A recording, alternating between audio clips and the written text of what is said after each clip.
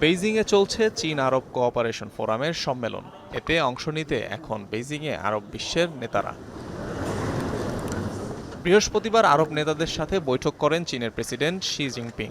স্বাধীন ফিলিস্তিন রাষ্ট্র প্রতিষ্ঠার উপর জোর দেন তিনি।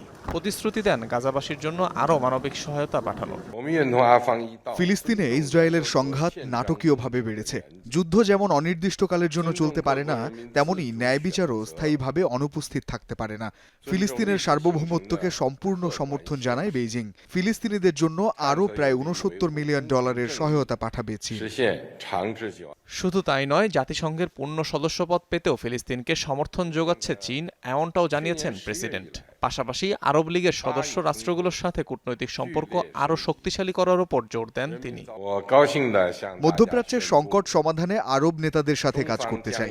বিশ্ব শান্তি ও স্থিতিশীলতা রক্ষায় মডেল হতে পারে চীন আরব সম্পর্ক।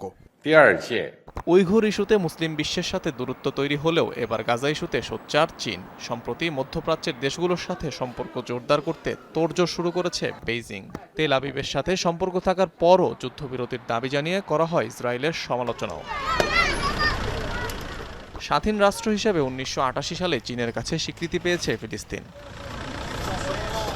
অনিক রহমান, যমুনা নিউজ।